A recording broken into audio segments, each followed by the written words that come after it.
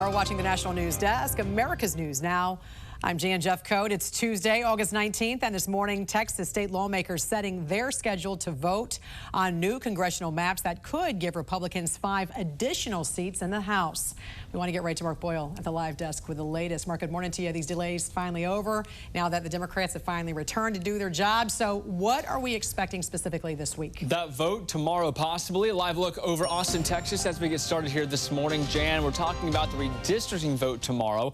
Now, yesterday, for the first time, the Texas House held quorum. Since Democrats fled the state more than 2 weeks ago in an effort to stop that process, now Texas Republicans are taking steps to ensure they don't run off again. The House Speaker assigned state law enforcement officers to escort Democrats over the next 2 days or so to make sure they are back for that vote on Wednesday. This is just another example of the things that we need to do. Do you think that if we weren't going to come back, we would have walked in here today? Absolutely not. The House rules that almost every Democrat voted for authorizes their arrest.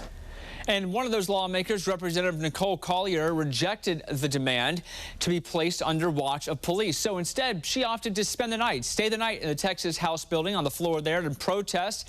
Collier must be escorted in and out by an officer to and from her office, and she has to have obtained written permission to leave Capitol grounds.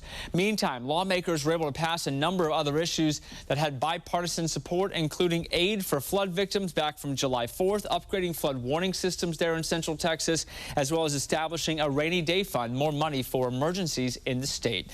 We'll keep a close eye on the redistricting as it breaks tomorrow. Updates all day throughout the day here on our website, thenationaldesk.com.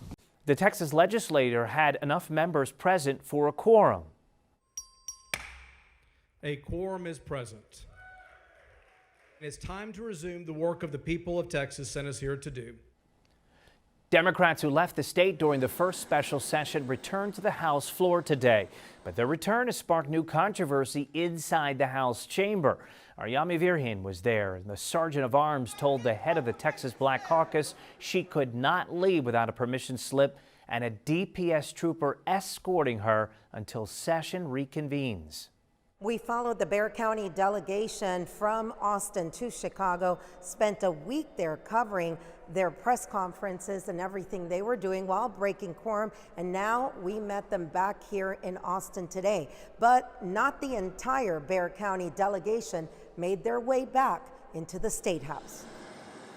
The plane-carrying Texas Democrats left Chicago early this morning and landed in Austin just before 11 a.m. By noon, a charter bus dropped them all off at the Capitol. Democrats were received as heroes by some as they walked back into the House chamber for the first time in more than 2 weeks.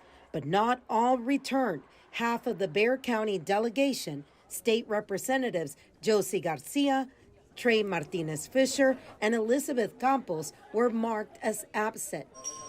But their return also sparked some controversy as rules were set for those who came back to the floor. State Representative Barbara Gervin Hawkins was not allowed to follow us out to do an interview because she did not have one of these permission slips. What the speaker did also, for those of us that did show up, he suspended the warrants, assuming that we're going to come back. They will reinstate them if we don't come back. But our intent is to come back. I mean, we're not trying to pull a fast one on anybody. What we're trying to do is get the public to understand how serious this is. Democrats left to break quorum, blocking votes on the GOP's new redistricting maps. They call the maps racial gerrymandering. Governor Greg Abbott disagrees and has said they add 4 Hispanic majority districts, but Democrats have told us most residents there are too young to vote. Those who return to the House floor do not only have the permission slips now, but are going to be escorted by DPS troopers until the House reconvenes. I mean, look, I got my permission slip. Where's Officer Estrada? She's probably not long enough. She's right there. I told her that I'm going to try to get away from her the whole time. We're going to have fun. We're going to get to know each other. Again, this is the way the state does business. If I give you my word and I say I'm coming back, I'm coming back. From the chair of the Mexican American Legislative Caucus to San Antonio State Rep Diego Bernal, we saw all of them leaving with their DPS escorts. But not all Democrats are against this.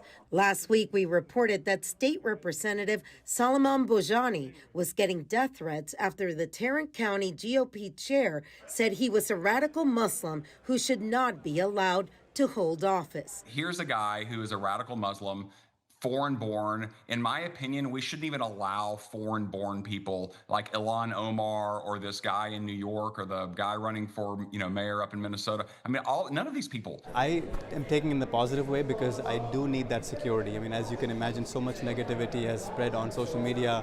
And so I welcome this from the speaker, and I say thank you for providing safety and security for our members.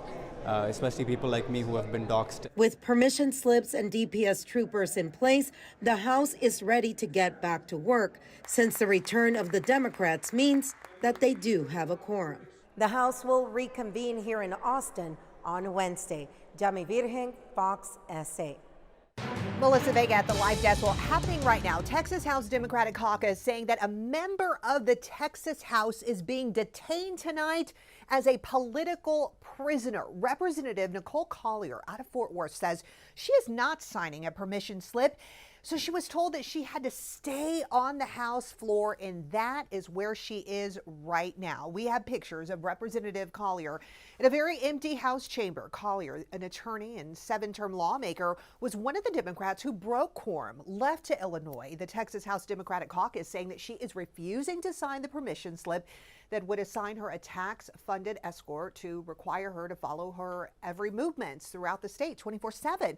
Well, State Senator, that is, Roland Gutierrez, is at the Capitol tonight. And here's what he just posted a short time ago.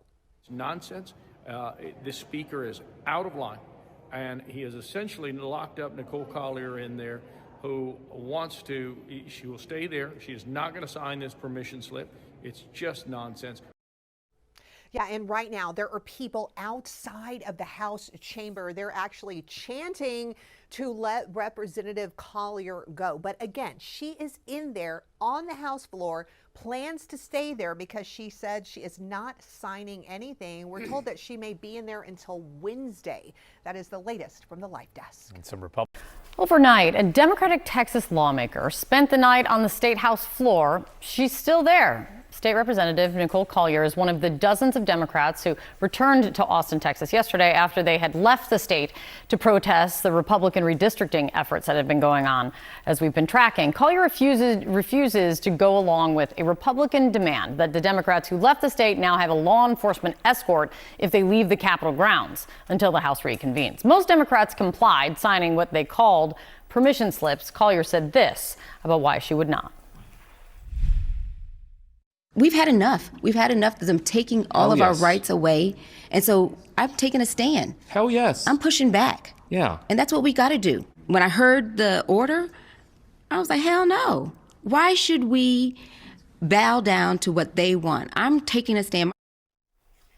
CNN's Arlette Saenz in Austin for us this morning. Arlette, what are you hearing? What's the latest? Well, Kate, this move is certainly keeping the redistricting conversation in the spotlight. But what State Representative Nicole Collier is doing here is protesting this requirement that the House Democrats agree to being under police escort until they return to the chamber on Wednesday morning. The Texas House Speaker announced this yesterday when they had returned, saying that they would be confined and locked into the House floor unless they signed a written agreement. Now, the hope from the GOP is they want to make sure that they don't have another quorum break and can actually get to this redistricting bill. But Collier has said that she will not comply with that request, describing it as authoritarian. So she has spent the night on the Texas House floor. There have been other lawmakers like State Representative Jean Wu who have joined her in support. But aside from this sign of protest, there is little that Democrats can do in this moment to stop